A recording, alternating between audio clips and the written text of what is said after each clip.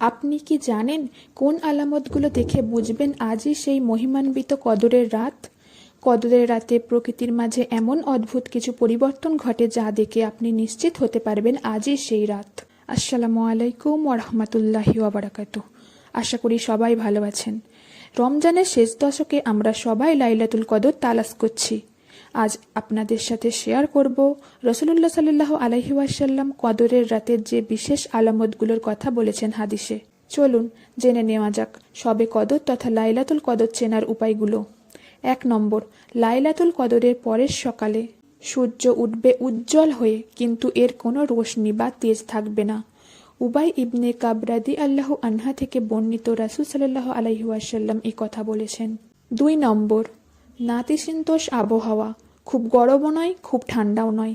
জাবির রাদিয়াল্লাহু আনহা থেকে বর্ণিত, রাসূল সাল্লাল্লাহু আলাইহি ওয়াসাল্লাম বলেন, লাইলাতুল কদর হলো একটি স্বচ্ছ ও উজ্জ্বল রাত যা নাতিশীতোষ, খুব গরমও নয় খুব ঠান্ডাও নয়। 3 নম্বর, উজ্জ্বল ও নির্মল আকাশ। ওয়াসিলা ইবনুল আশকা রাদিয়াল্লাহু আনহা থেকে বর্ণিত, নবীজি সাল্লাল্লাহু আলাইহি ওয়াসাল্লাম বলেছেন, লাইলাতুল কদর হলো একটি উজ্জ্বল রাত যাতে কোনো গরম বা শীত নেই এবং তাতে কোনো শয়তান বা উল্কাপাত হয় না। 4 নম্বর, কদরের রাতে মৃদু মন্দ বাতাস প্রবাহিত হয় এবং ইবাদত করার সময় মুমিন বান্দারা হৃদয়ে এক ধরনের স্বর্গীয় প্রশান্তি অনুভব করেন। 5 নম্বর, কিছু হাদিস অনুযায়ী কদরের রাতে বা এর আগের সন্ধ্যায় বৃষ্টি হওয়ার সম্ভাবনা থাকে। রাসূল সাল্লাল্লাহু আলাইহি ওয়াসাল্লাম একবার কদরের রাতে কাদা পানিতে সিজদা করার স্বপ্ন দেখেছিলেন এবং পরে সেই রাতে সত্যিই বৃষ্টি হয়েছিল।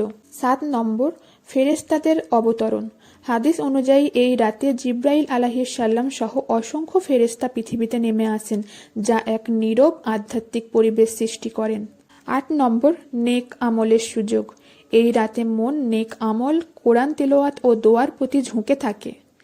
9 নম্বর, বিজোড় রাত। শবে কদর রমজানের শেষ 10 রাতে যে কোনো একটি বিজোড় রাতে হওয়ার সম্ভাবনা বেশি। 10 নম্বর, রহমত ও বরকত।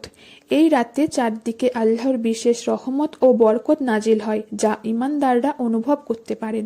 হাদিসে লাইলাতুল কদরের আলামত বা লক্ষণগুলো বর্ণনা করার মূল উদ্দেশ্য হলো মানুষ যেন এই বরকতময় রাতটি অতিবাহিত করার পর বুঝতে পারে যে তারা সত্যিই হাজার মাসের চেয়ে শ্রেষ্ঠ সেই বিশেষ রাতটি পেয়েছে এবং আল্লাহর রহমত ও ক্ষমা লাভ করেছে।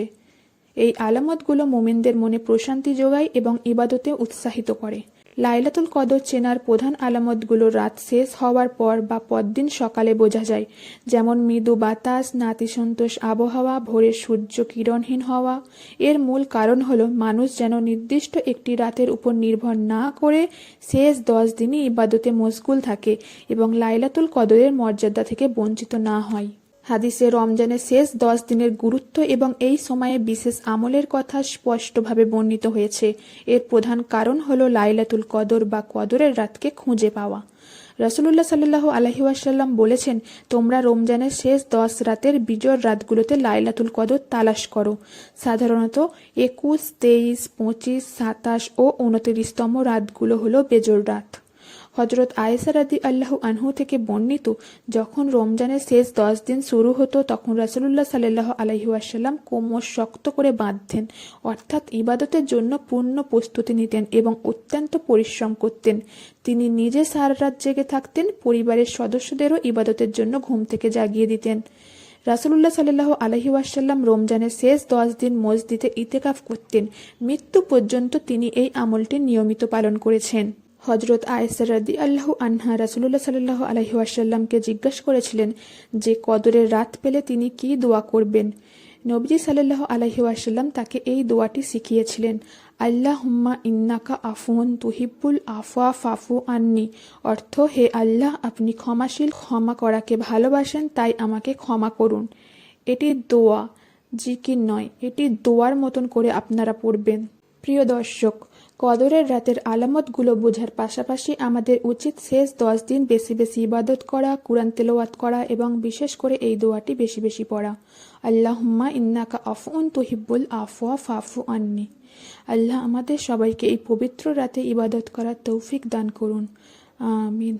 ভিডিওটি ভালো লাগলে শেয়ার করে অন্যদের জানার সুযোগ করে দিন এবং আমাদের চ্যানেলটি সাবস্ক্রাইব করে রাখুন।